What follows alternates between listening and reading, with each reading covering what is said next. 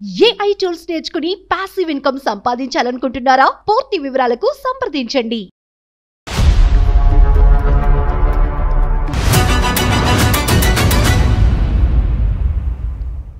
Suman TV presents అందమైన జీవితానికి స్వాగతం. నమస్తే కళ్యాణ్ చక్రవర్తి నమస్తే జయ గారు. గారు. నమస్తే. డైరెక్ట్గా నేను కాన్సెప్ట్లోకి వెళ్ళిపోతున్నానండి. ఒక మంచి కుటుంబంలో పుట్టి పెరిగిన పిల్ల, సాంప్రదాయబద్ధంగా ఉన్న పిల్ల. ఎలాగంటే పిల్లని చదివించేటప్పుడు కానీ కాలేజీకి పంపించినప్పుడు కానీ మొత్తం ఆడపిల్లలే ఉండే విధంగా కో ఎడ్యుకేషన్ లేకుండా కొంచెం కట్టుదిట్టంగా పెంచారని అనుకోవచ్చేమో. తన మెయిల్ని బట్టి నాకు అట్లా అర్థమైంది. ఒక డిగ్రీ చదువుకునేటప్పటికి ఏదో తన అన్న పిల్లలను తమ్ముడు పిల్లలను పార్కుకి ఆడుకుంటానికని తీసుకువెళ్ళినప్పుడు పార్కులో ఒక వ్యక్తితో పరిచయం ఏర్పడింది. అతను ఒక ఫిల్మ్ డైరెక్టర్. తను ఏదో కాన్సెప్ట్స్ రెడీ చేసుకుంటూ ఉన్నాడు. ఇద్దరికి అలా మనసు కలవటం, అలా ముందుకు సాగారు కొంత దూరం. ప్రాబ్లం ఏంటంటే ఇప్పుడు ఈ అమ్మాయికి ఇంట్లో మ్యాచ్ చూశారు ఆల్రెడీ.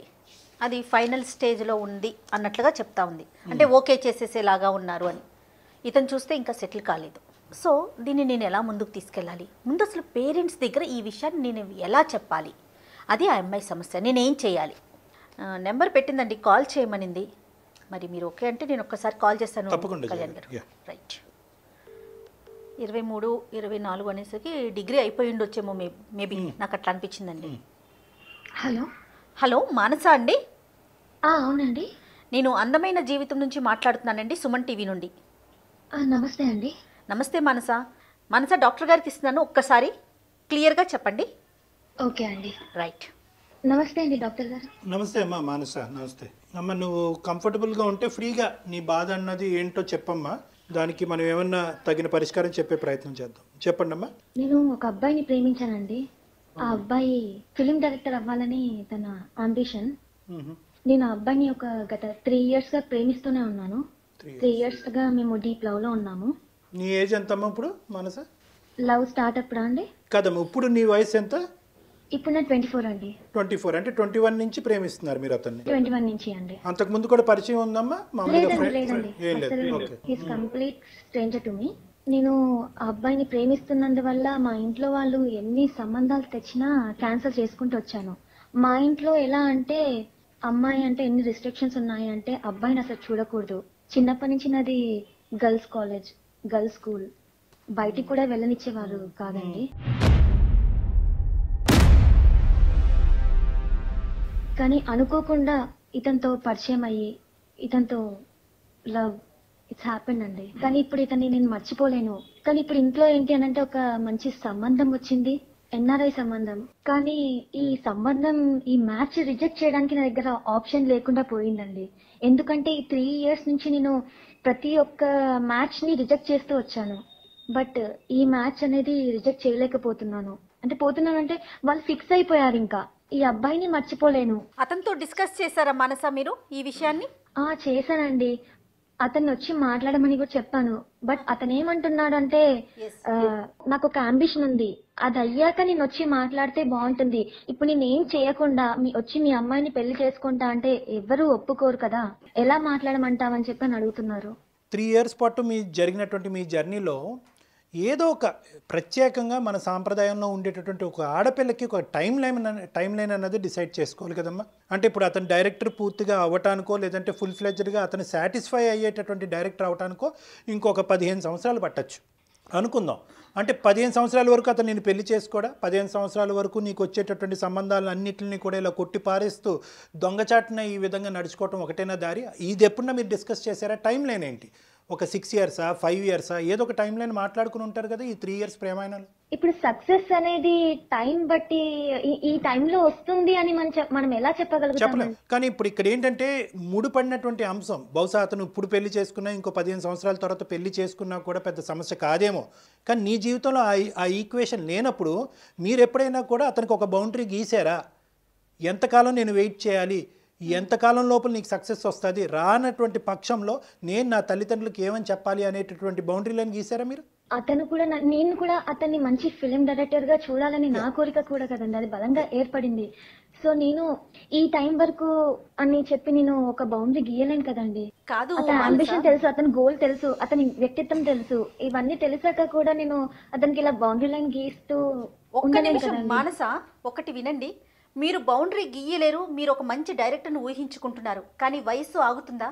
తల్లిదండ్రులు ఊరుకుంటారా? తల్లిదండ్రులు ఊరుకొని ఉంచుకోగలుగుతారా ఆడపిల్లని ఇంట్లో? వాళ్ళకంటూ ఒక టైం ఉంటుంది కదా. మరి వాళ్ళ వైపు నుంచి ఇప్పుడు ఇంత సాంప్రదాయమైన కుటుంబం నుంచి వచ్చారు, మిమ్మల్ని చదివించిందే girls school and girls college అని చెప్తున్నారు కదా.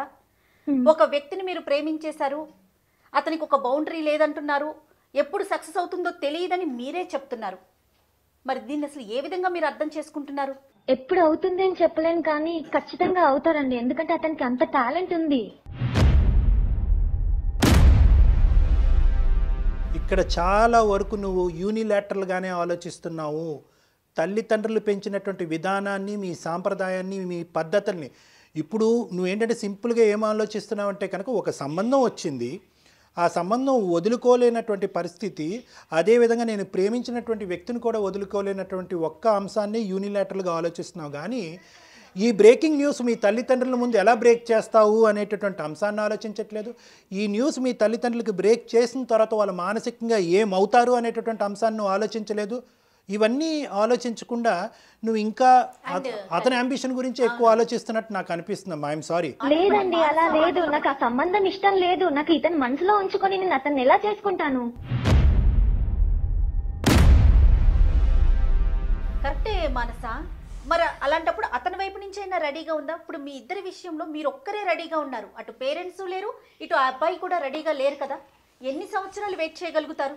అబ్బాయి రెడీగా ఉన్నారు అంటే అబ్బాయికి ఒక కొంచెం ఈ సెటిల్ అయ్యి ఉంటేనే కదా తను రెడీ అయ్యేది. నేను సెటిల్ అవ్వకుండా ఎలా చేసుకోవాలి, ఏమని అడగాలి మీ ఇంట్లో అని ఒక క్వశ్చన్ మార్క్ అతంది. నాకేమనిపిస్తుందో చెప్పనా? ఒక్కసారి మీకు అవ్వా కావాలి బువ్వా కావాలి అని అడుగుతున్నట్లు అనిపిస్తోంది. అయితే మీరేం ఎక్స్పెక్ట్ చేస్తున్నారు ఒక్కసారి చెప్పండి. ఏంటంటే ఇప్పుడు మా ఇంట్లో మాట్లాడే ఆ ధైర్యం నాకు రావాలి. నేను ఎలా అడగాలి ఇంట్లో? ఎందుకంటే ఇన్ని డేస్ రిజెక్ట్ చేస్తూ వచ్చాను, చెప్పలేని పరిస్థితి. నేను అలాంటి పరిస్థితులలో నేను ఒక అబ్బాయిని ప్రేమించిన, ఒక అబ్బాయితో జీవితాంతం ఉంటాను అని అంటే వాళ్ళు ఎలా రిసీవ్ చేసుకుంటారు అన్నది కూడా నాకు అర్థం అవ్వట్లేదు. మంచి మాట అమ్మా, మంచి మాట. ఒక మంచి ఆలోచనతో మాకు ఫోన్ చేయటం అన్నది జరగటం అన్నది మేము అందరం హర్షిస్తున్నాము, ఆనందిస్తున్నాం. ఎందుకంటే ఈరోజు నువ్వు గుడ్డుగా వెళ్ళిపోతున్నావు, బ్లైండ్గా ముందుకెళ్తున్నావు అన్నది నాకు గట్టిగా అనిపిస్తున్నావు. There is no doubt about it. బహుశా నువ్వు ఈ సబ్జెక్ట్ గురించి ఎవరితోనా డిస్కస్ చేసావా, ఇలా ఉంది నా పరిస్థితి అనేటటువంటిది ఎవరన్నా పెద్దలతో మాట్లాడావా? అంటే ఈ పెళ్ళి ఒప్పుకుంటారా ఒప్పుకోరా అనేటటువంటి అంశం గురించి కాదు. నువ్వు వెళ్ళేటటువంటి దారి ఏదైతే ఉందో, ఒక క్రమ పద్ధతిలో, ఒక బాధ్యతాయుతంగా, ఒక నమ్మకంతో పెంచినటువంటి తల్లిదండ్రులకి ఈ విధమైనటువంటి లోకాన్ని, ప్రపంచాన్ని నువ్వు తొందరలోనే చూపెట్టబోతున్నావు. తద్వారా వాళ్ళు ఎలా రియాక్ట్ అవ్వబోతున్నారు, ఎప్పటికైనా ఇంకొక 4-5 సంవత్సరాల తర్వాత అయినా కూడా మీ తల్లిదండ్రులని నువ్వు ఒప్పించేటటువంటి పరిస్థితి ఉందా లేదా అన్నది ఎవరో ఒక పెద్దలతో మాట్లాడాలి కదమ్మా. నువ్వు ఎవరో ఒకరితో మాట్లాడాలి. నీ ప్రేమ నిజమే, నీ ప్రేమ వాస్తవమే, నీది నమ్మకమైనటువంటి ప్రేమే, నిస్వార్థమైనటువంటి ప్రేమే, ఎదురుగా ఉండేటటువంటి ప్రేమికుడి యొక్క ఎదుగుదల కోరుకుంటూ ముందుకెళ్ళేటటువంటి ప్రేమే కాదనట్లేదు. కానీ ఇక్కడ ఏంటంటే ఒక చేతులతో చప్పట్లు కొట్టలేమమ్మా. నీ తల్లిదండ్రుల యొక్క పాత్ర నీ జీవితంలో చాలా ఇంపార్టెంట్. వాళ్ళ యొక్క ఆలోచన, ఆ కుటుంబ సాంప్రదాయం, పద్ధతులు, విలువలను కూడా బ్యాలెన్స్ చేసినప్పుడే అది అసలైనటువంటి ప్రేమగా నేను భావిస్తాను. అటువైపున ఆ అబ్బాయి పేరెంట్స్ అసలు ఏమంటున్నారు? అతనికి తెలుసా మనసా?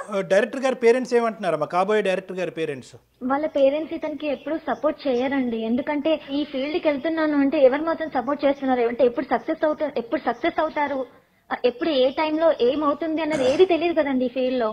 కాబట్టి ఇది చేసుకోవచ్చు కదా అని చెప్పి ఎవరు సపోర్ట్ చేయట్లేదు. ఇప్పుడు నేను అతనికి సపోర్ట్ చేసేది అనేది ఎవరైనా ఉంటే అది నేను ఒక్కదాన్నే. ఓకే ఓకే ఓకే నీ సపోర్ట్ అతనికి కావాలి అన్నది అర్థం అవుతుందమ్మా. నిన్నైతే కనుక అతను నిస్వార్థంగా ప్రేమిస్తున్నాడు అనే నమ్మకం నీకు ఉంది కదా. Point, most important point. అవునండి. ఇదేమి అంటే I'm sorry to ask you, నువ్వు తప్పుగా అనుకోవద్దు మానస, ఇదేమి ఊహాజనకమైనటువంటి ప్రేమ ఏం కాదు కదమ్మా. అసలు కాదండి, అసలు కాదు. ఎందుకంటే మేము ఎప్పుడు కలిసి పార్కులకి, సినిమాలకి తిరిగింది లేదు. డైలీ ఒక 5-10 మినిట్స్ తప్పితే వెరీ గుడ్ ఇంకా మేము కలుసుకోము, మాట్లాడుకోలేము. ఒక 5-10 మినిట్స్ అంతే. What would happen to you? The worst come situation గురించి ఒక్కసారి ఆలోచించుకుందాం. చాలా సంబంధాలు నో అని చెప్పావు. ఈ రోజు కాకపోతే రేపైనా కూడా మీ తల్లిదండ్రులు ఖచ్చితంగా ఒక నిజమన్నది తెలుస్తుంది. నీ మనసులో ఎవరో ఒకరు ఉన్నారన్నది ఇది పసిగట్టడం, పక్కన ఎవరినో పెట్టుకుని అతన్ని దాగుడు మూతలు ఆడటం అన్నది కష్టం. ఈ రోజు కాకపోతే రేపన్నది తెలుస్తుంది. సో బహుశా ఏంటంటే ఈరోజు నువ్వు ఓపెన్గా వెళ్ళి మీ తల్లిదండ్రులకు ఓపెన్గా ఇక్కడ ఏం జరుగుతుంది అనేటటువంటిది మనసు విప్పి మాట్లాడటము, ఆ తర్వాత జరిగేటటువంటి పరిణామాలు ఏమవుతున్నాయి అన్నది ఒకసారి బ్యాలెన్స్ చేసుకోవటము, ఇది వర్కౌట్. నా మనసు విప్పి మాట్లాడిందంటూ లేదండి ఇంట్లో. నేను ఆడపిల్ల అంటే అప్పటి కాలంలో పెంచినట్టుగానే పెంచారు నన్ను. ఎక్కడికి పంపించరు. నాకు ఇది ఇష్టము అని కూడా చెప్పలేను నేను. వాళ్ళకి నచ్చింది నేను ఓకే చెప్తాను, కానీ ఈ విషయంలో మాత్రం నేను చెప్పలేకపోతున్నాను. ఎందుకంటే కంప్లీట్ డీప్ లవ్ లో ఉన్నాను ఇతనితో. మీకు అనిపించచ్చు ఎందుకు ఇంత మంచి మ్యాచ్ వదులుకొని ఇతను ఎందుకు లవ్ చేస్తుంది, అవసరమా అని ఎవరికైనా అనిపించచ్చు. కరెక్ట్ అమ్మా. అంటే నేను అతనిలో ఏం చూసాను అన్నది ఎవరికి తెలియదు కదండి. ఒక ఫాదర్ కేరింగ్ అనేది అతని దగ్గర ఉంది. అన్ని విధాలుగా నన్ను ఎంత బాగా చూసుకుంటాడో అన్నది నాకు తెలుసు. ఇప్పుడు అంత మంచి వ్యక్తిని నేను వదులుకోలేను కదా. నువ్వు వదులుకోవద్దమ్మా, నువ్వు వదులుకోమని మేము చెప్పేటటువంటి అవకాశం లేదు, ఆ విధంగా మాట్లాడేటటువంటి హక్కు కూడా మాకు లేదు. నువ్వు ప్రేమించి నీకు నచ్చి నీ జీవిత భాగస్వామ్యం కింద అతను కరెక్ట్ అనుకునేటటువంటి నీ అభిప్రాయాన్ని తప్పు అని మేము ఎలా చెప్తామమ్మా? చెప్పట్లేదు. కానీ మేమేమంటున్నాం అంటే కనుక you have to break the ice. నువ్వు ఇది బద్దలు కొట్టాలి. మంచి మనిషి, నా జీవిత భాగస్వామ్యం అనుకునేటటువంటి నువ్వు ఈరోజు మీ తల్లిదండ్రులు స్ట్రిక్ట్ పేరెంట్స్ అని నేను అన్ను, రిస్ట్రిక్టివ్ పేరెంట్స్ అంటాను. ఇది చాలా డిఫరెన్స్ ఉంటుంది ఈ రెండిట్లకి. స్ట్రిక్ట్ పేరెంట్స్ అంటే కనుక కేవలం ఈ అబ్బాయిలు ఇలాంటి అంశాల్లో రిస్ట్రిక్ట్ చేసినటువంటి కుటుంబ సభ్యులుగా మాకు అనిపిస్తుంది, కానీ మొత్తం నీ జీవితాన్ని నీ ఎదుగుదలని ఎదగకుండా చేసేటటువంటి స్ట్రిక్ట్ పేరెంటింగ్ కాదు. సో నువ్వేం చేయాలి అంటే కనుక ఈరోజు నువ్వు మాట్లాడకపోతే అడగంది అమ్మ కూడా అన్నం పెట్టదు. సో ఇక్కడ అవునండి, కానీ ఇప్పుడు ఎలా మాట్లాడాలి ఏంటి అన్నది కూడా తెలియదు. ఎందుకంటే చెప్తే ఒప్పుకుంటారు అన్న నమ్మకం నాకు లేదు. ఎలా చెప్పాలి అన్న ఆలోచన కూడా నాకు రావట్లేదు. ఎందుకు అనంటే ఇప్పుడు కంప్లీట్ గా నాకు ఆ మ్యాచ్ ఫిక్స్ చేసేసారు. ఆల్మోస్ట్ పెళ్లి పనులు స్టార్ట్ అయిపోతున్నాయి. ఇప్పుడు కూడా అక్కడికే వెళ్ళారు, అబ్బాయి దగ్గరికే వెళ్ళారు. అమ్మ నువ్వు ఏంటంటే ఒక్క ఇమ్మెచ్యూరిటీతో మాట్లాడుతున్నావు. నాకు అర్థం కావట్లేదు నువ్వు ఎంత మెచ్యూరిటీ ఉన్నావు, ఎంత ఇమ్మెచ్యూర్గా ఉన్నావు అన్నది నాకు అర్థం కావట్లేదు. ఈరోజు అన్నీ కూడా నువ్వు ప్రేమించినటువంటి ఒక్క అంశం తప్ప మిగతావన్నీ నువ్వు ఊహించుకుంటున్నావు. నేను చెప్పిన తర్వాత వాళ్ళు ఒప్పుకుంటారో ఒప్పుకోరో, తర్వాత ఇదవుతుందేమో తర్వాత అదవుతుందేమో అనేటటువంటి మాటే అంటున్నావు, కానీ ఊహించుకుంటున్నారు మీరు. నెంబర్ 2 అదే కరెక్ట్ అనుకుంటున్నారు. మోస్ట్ ఇంపార్టెంట్ ఇక్కడ నువ్వు గుర్తుపెట్టుకోవాల్సింది ఏంటంటే, నేను ఇలా చెప్పటం వల్ల మా అమ్మ నాన్న ఒప్పుకుంటారా లేదా అనే అంశాన్నే మీరు ఆలోచిస్తున్నారు, కానీ రేపొద్దున ఎవరి ద్వారానో నేను ఇన్ని పెళ్ళిళ్ళు చెడగొట్టడానికి ఈ విధమైనటువంటి ప్రేమ కారణం అన్న విషయం తెలిసిన తర్వాత వాళ్ళు ఏమవుతారు అన్నది మీరు ఇంకా ఆలోచించట్లేదు. ఈ రోజు ఎప్పటికైనా ఆలోచించాను, కానీ ఒప్పుకోరు అని చెప్పి ఎందుకు చెప్తున్నానంటే, ఈవెన్ నా ఫ్రెండ్స్ ఎవరైనా లవ్ చేశారు అంటేనే వాళ్ళతో ఫ్రెండ్షిప్ కట్ చేసుకోనే ఇది ఉంది మా ఇంట్లో. అయి ఉండొచ్చు, but there is no pathway, there is no mediator. ఇక్కడ బ్రోకరిజము మీడియేషన్ చేయడానికి అవకాశం లేదు. నీ తల్లిదండ్రులు నిజంగా నువ్వు ప్రేమించినట్టుగా అయితే కనుక, నిన్ను ఇంత జాగ్రత్తగా పెంచినటువంటి తల్లిదండ్రులు నీ మీద ఎంత ప్రేమ, ఎంత ఆశ, ఎంత నమ్మకం పెట్టుకున్నటువంటి వాళ్ళు అయి ఉంటారు అన్నది కూడా నువ్వు గుర్తుపెట్టుకోవాలి. కాబట్టి ఈరోజు అమ్మా నాకు ఇది నచ్చుతుంది, ఈ విధంగా జరిగితే బాగుంటుందని నేను అనుకుంటున్నాను అనేటటువంటి అంశాన్ని నిర్భయంగా చెప్పడం తప్ప ఇంకో దారి లేదు అని నేను అనుకుంటున్నానమ్మా. You have to break the ice. కాదు మనస, ఇవాళ కాకపోతే రేపు, రేపు కాకపోతే ఎల్లుండి, ఎల్లుండి కాకపోతే అవతాల ఎల్లుండి, ఎప్పటికైనా మీరు ఇంట్లో చెప్పి తీరాల్సిందే కదా. అవును, తప్పకుండా చెప్పి తీరాలి. అడుగు ముందుకు వెయ్యాల్సిందే మానస. మీరు ఊహించుకోకండి. మా రిలేటివ్స్ లో కూడా వాళ్ళ పిల్లలు, అంటే మా బాబాయ్ పిల్లలు, మా పెద్దనాన్న పిల్లలు, వాళ్ళు లవ్ చేసాం ఇలా అని ముందుకొచ్చి చెప్పినా కూడా వాళ్ళకి పెళ్లి చేయలేదు. వీళ్ళు తెచ్చిన సంబంధమే చేశారు. ఇప్పుడు నాకు చేస్తారు అని ఏ నమ్మకంతో నేను వెళ్ళను వాళ్ళ దగ్గరికి, ఏ నమ్మకంతో వాళ్ళ ముందుకు వెళ్ళను. సైకాలజీలో ఒక కాన్సెప్ట్ ఉంటుంది Manasa, don't think about the climax. అంటే ఏంటంటే నేను పరీక్ష పాస్ అవుతానా ఫెయిల్ అవుతానా అనే ఆలోచనతో వెళ్ళేటటువంటి వాళ్ళు పరీక్షలు సరిగ్గా రాయరు. నేను కష్టపడ్డాను, నేను నమ్మకంగా ఒకటి చేయాలి అని అనుకుంటున్నాను అనేటటువంటి అడుగు ఆలోచనతో ఆ అడుగు ముందుకు వెయ్యాలి అనేటటువంటి ఉద్దేశం ఈజ్ ఓపెన్ సైకాలజీ అంటాం. నువ్వు క్లోజ్డ్ సైకాలజీలో వెళ్తున్నావు అంటే వీళ్ళు నో చెప్తారు కాబట్టి ఇది దాచిపెట్టి ఇలా టైం పాస్ చేద్దామని అనుకుంటున్నావు. ఈ టైం పాస్ అనేటటువంటిది మంచిది కాదమ్మా. ఎందుకంటే ఎలా అంటారండి ఇది? కాదమ్మా, ఇప్పుడు మరి అంతే కదా. ఇప్పుడు ఎన్ని సంబంధాలు ఇప్పటి వరకు మీరు నో చెప్పుంటారు చెప్పండి? చాలానే చెప్పానండి, చాలానే చెప్పాను. ఎందుకంటే మా దగ్గర ఒక 20 ఏజ్ వచ్చింది అంటే వాళ్ళకి పెళ్లి సంబంధాలు చూసి త్వరగా పెళ్లి చేసేయాలని అనుకుంటారు.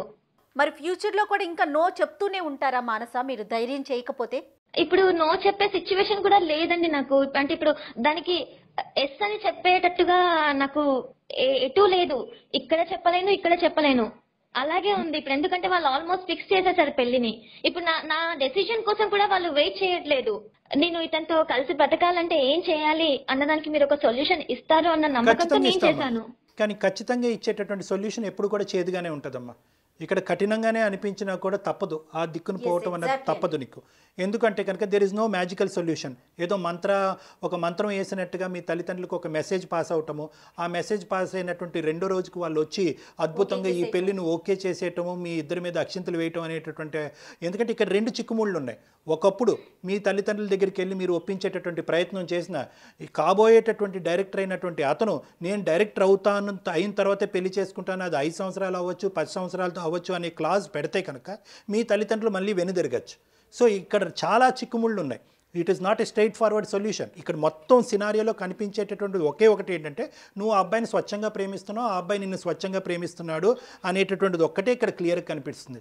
సో ఏంటంటే ఇక్కడ చాలా మెట్లు ఎక్కాలి, మీరు చాలా ముందుకు వెళ్ళవలసినటువంటి అవసరం ఉంది. దాంట్లో మొదటి మెట్టు ఏంటంటే కనుక ఈ దాగుడు మూతలు అనేటటువంటిది ఇంకా ఆపేసి ధైర్య సాహసాలు పెంపొందించుకుని తల్లిదండ్రులు ఎదురుగుంటా కూర్చుని నీ మనసులో ఉన్న అభిప్రాయం చెప్పు. ఆ తర్వాత మీ తల్లిదండ్రులు ఒప్పుకుని ముందుకు రావాలి. తర్వాత ముందుకు వచ్చిన తర్వాత ఈ అబ్బాయి నేను డైరెక్టర్ అవ్వాల్సినటువంటి అవసరం లేకపోయినా కూడా నీ జీవితాన్ని ఈ ప్రేమని కాపాడేటటువంటి ప్రయత్నంలో నేను పెళ్ళికి రెడీ అనేటటువంటిది ఒప్పుకోవాలి. సో 3 స్టేజెస్ దాటాలి అంటే కనుక ఫస్ట్ మెట్టు నువ్వు ఎక్కటం తప్పదు. వాళ్ళు ఇప్పటి వరకు నేను పెంచినటువంటి విధానంలో కానీ ఎక్కడ కూడా కాంప్రమైజ్ అనేది లేదు. ఏంటంటే ఏ విషయంలో అంటే కనుక ప్రేమించి పెళ్లి చేసుకోవటం, అమ్మాయి అబ్బాయి కలిసి తిరగటం అనేటటువంటి కాన్సెప్ట్ మీ కుటుంబానికి సంబంధించినటువంటి రక్తం లేదు అన్నది మాకు అర్థమైంది. మాట్లాడడం అంటూ కూడా లేదు, అసలు అబ్బాయిని చూడడం అంటూ కూడా లేదు. అది భయం ఎప్పుడు ఉండేది, ఎప్పుడు మాట్లాడకపోయేదాన్ని, ఎవరితో మాట్లాడకపోయేదాన్ని నేను. ఈవెన్ గర్ల్స్ లో కూడా నాకు ఫ్రెండ్స్ చాలా తక్కువ, వేలల్లో లెక్క పెట్టుకోవచ్చు నా ఫ్రెండ్స్ ఇంతమంది అని చెప్పి. ఎందుకంటే ప్రతి ఒక్కరికి బాయ్ ఫ్రెండ్స్ ఉంటున్నారు ఇప్పుడు. వాళ్ళందరినీ కట్ చేయమని చెప్పి ఫోర్సిబుల్లీ కట్ చేపించారు. 3 మెంబర్స్ ఉంటారు నాకు ఫ్రెండ్స్ అంతే. వాళ్ళకు కూడా నేను షేర్ చేసుకో, ఎక్కడ మా పేరెంట్స్ తో చెప్పేస్తారన్న భయం ఒకటి, వద్దనుకుంటూనే ఆ భయం ఉంది నాకు. కానీ ఈ అబ్బాయిని చూడగానే ఇది కాకుండా నీ జీవితంలో ఏది చేసినా ఓకేనేనమ్మా. ఏదైతే ముట్టుకోకూడదో అదే ముట్టుకున్నావు. ఈ రోజు అందులోనే నీకు ఒక సొల్యూషన్ కావాలి అని అనుకుంటున్నావు కాబట్టి ప్రశ్నల్ని చూస్తున్నారు మీరు, జవాబు వైపు ఆలోచించట్లేదు మానస. ఒక్కసారి జవాబు వైపు ఆలోచించండి. ఇక్కడ ఏంటంటే ముందుగా ప్రేమించింది నేనే అండి అబ్బాయిని. ఓకే, ముందుగా ప్రపోజ్ చేసింది నేనే, ఇష్టపడింది నేనే, ఆ తర్వాతే అతను నన్ను ఇష్టపడ్డాడు. అప్పుడు మీ తల్లిదండ్రులు ఈ విధంగా రిస్ట్రిక్ట్ చేస్తారని 21 ఇయర్స్ ఉన్నప్పుడు నువ్వు ఆలోచించలేదమ్మా? ఉందండి, ఎందుకు ఉండదు. కానీ అతన్ని చూడగానే అది లవ్ అయిపోయింది. ఇది ఈ టైంలో ఎందుకు అవుతుంది అని చెప్పి నేను చెప్పలేను కదా. అతని మీద ఇష్టం ఏర్పడింది ఆ టైంలో. అమ్మాయిలు దిగుతారు, తర్వాత సంగతి తర్వాత చూసుకుందాం అనుకుంటారు. తర్వాత సంగతి వచ్చేటప్పటికి చెప్తానికి ధైర్యము లేదు, అందుకని ముందడుగు వేయటానికి అటువైపున అవకాశము లేదు. అవకాశం లేదండి. చెప్పేసాను, ఒక సొల్యూషన్ కావాలి అంటే మీరు సొల్యూషన్ తీసుకునే విధంగా ఉండాలి. మీరు ప్రతిదీ ప్రశ్నే తప్ప మీ వైపు నుంచి తీసుకునే తత్వం అయితే కనిపించట్లేదు. I'm sorry to say this. అలా అయితే అనకండి. No you have to make an attempt అమ్మ. Step into the door అంటాం. లైఫ్లో నీకు అతి పెద్ద పరీక్ష ఇదే అనుకో. ఆ అమ్మాయి ఆ అబ్బాయి ఆ ప్రేమ ఆ జీవితాన్ని తప్ప నేను ఇంకో మగవాడితో నేను ఊహించుకోలేను అని చెప్పటం ద్వారా మీ తల్లిదండ్రులను ఎంతవరకు ఒప్పించగలరో ఒకసారి ట్రై చేయండి మానస. నా మాట వినండి. నువ్వు నీ ధైర్యాన్ని పెంచుకోవాలి, ముందుకెళ్ళాలి, వాళ్ళకు ఒక విషయాన్ని చెప్పాలి. లేదు అంటే కనుక అసలు ప్రేమే కాదమ్మా. ధైర్యం లేకపోతే అసలు ప్రేమించేటటువంటి హక్కే లేదు. అప్పుడు ఏదో చూసానండి, కళ్ళు కలిసినాయండి, ప్రేమ మొదలైందండి, తర్వాత తల్లిదండ్రులకి చెప్పుకునేది తర్వాత సంగతి తర్వాత చూసుకుందాం అని చెప్పి 3 సంవత్సరాలు మనం టైం పాస్ చేసినట్టేనమ్మా ఇదంతా కూడా.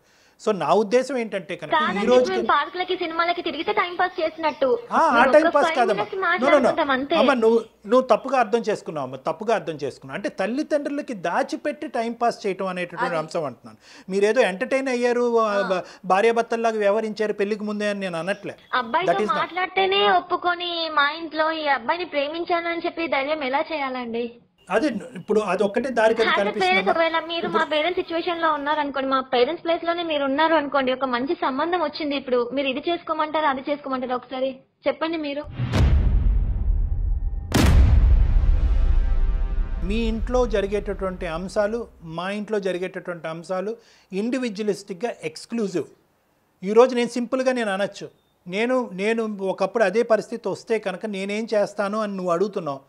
ఒకప్పుడు బ్రాడ్ మైండెడ్గా ఉండేటటువంటి ఫాదర్ ఉంటే కనుక ఏం చేస్తారు అంటే కనుక ఆ సిచ్యువేషన్ అసెస్ చేసి ముందుకు పంపిస్తారు. ప్రేమించేటటువంటి వ్యక్తిని పెళ్లి చేసుకోమ్మా అని చెప్పి ముందుకు పంపిస్తారు.